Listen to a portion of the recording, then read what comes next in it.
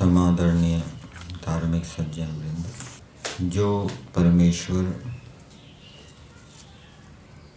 सारी सृष्टि के मालिक हैं, नाथ हैं, स्वामी हैं, इस सृष्टि के अंदर जितने भी पदार्थ हैं जड़ चेतन, वो ईश्वर की संपत्ति है। और ईश्वर ने हम जीव रूपी पुत्रों को उस संपत्ति का प्रयोग करने का अधिकार दिया है। वो परमेश्वर कैसा है, वेद के एक मंत्र में परमेश्वर के लिए अद्रिभित शब्द बताया गया है। अद्रि कहते हैं पहाड़ को, और आपने ये सुना होगा कि प्रत्येक मनुष्य के अंदर अविद्या का पहाड़ विद्यमान है, और वो अविद्या का पहाड़ नष्ट करने के लिए, छिन्न भिन्न करने के लिए सामान्य प्रयत्न नहीं, विशेष प्रयत्न की आवश्यकता है। और जो उपासक साधक विशेष प्रयत्न करता है, तो परमेश्वर अद्रिभित है, उसके अविद्या के पहाड़ को परमेश्वर छिन्न भिन्न कर देता है, काट देता है।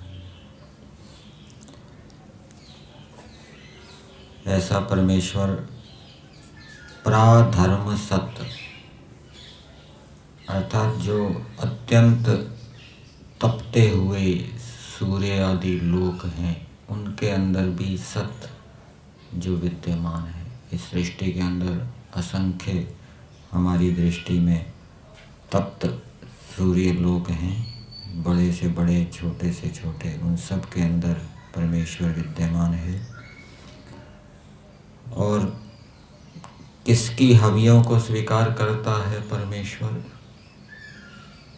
हम अग्निहोत्र के अंदर हवियां तो डालते हैं, तो वो स्वीकार भी ईश्वर उसको करे। कोई हमें दान देता है, तो हम किसका दान स्वीकार करते हैं? दुष्ट व्यक्ति का दान स्वीकार नहीं करते। जो अच्छा व्यक्ति है, सज्जन है, जिसने मेहनत ईमानदारी से धन कमाया है, उसका दान स्वीकार करते हैं। इसी प्रकार से परमेश्वर भी किसकी भेंट को, किसके दान को स्वीकार करता है? जो आत्मसमर्पण करता है, मन वचन कर्म से ईश्वर की आज्ञाओं का पालन करता है, ईश्वर उसकी भेंट को स्वीकार करता है। अथर्ववेद के एक मंत्र में बताया है, ईवते जनाय पुलोकम चकार। जनाय का अर्थ किया है जो प्रगतिशील उपासक है, जो निरंतर अपने जीवन में प्रगति कर रहा है। उद्यानम ते पुरुषा नवयानम, वेद के इस संदेश का पालन कर रहा है, अपने कुसंस्कारों को धीरे धीरे शिथिल कर रहा है, कमज़ोर कर रहा है, दुर्गुणों को नष्ट कर रहा है, अच्छे गुणों को धारण कर रहा है। तो ऐसे प्रगतिशील उपासक के लिए लोकम चकार, अर्थात परमेश्वर प्रज्ञालोक को प्रकट कर देता है, उसकी आत्मा को ज्ञान से प्रकाशित कर देता है।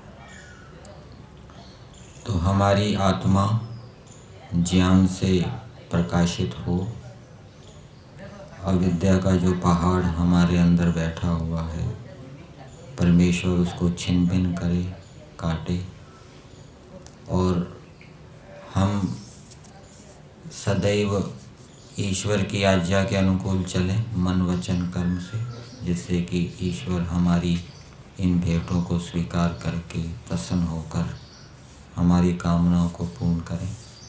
इसके लिए ईश्वर की आज्ञाओं को जानना जरूरी है, उसके अनुकूल चलना। यजुर्वेद का 33वां अध्याय चल रहा है। पीछे हमने मंत्र संख्या 56 के ऊपर विचार किया था, और इस मंत्र में सभी मनुष्यों के लिए समझना चाहिए कि सभी मनुष्यों को दूसरे मनुष्यों के ऊपर कृपा करनी चाहिए। उनके पास जो जो विद्या है, जो जो अनुभव है, वो दूसरे मनुष्यों को प्रदान करना चाहिए, जिससे कि दूसरे मनुष्यों की रक्षा हो, उनका उद्धार हो, उनका जीवन सुखी हो। ये ईश्वर की आज्ञा है।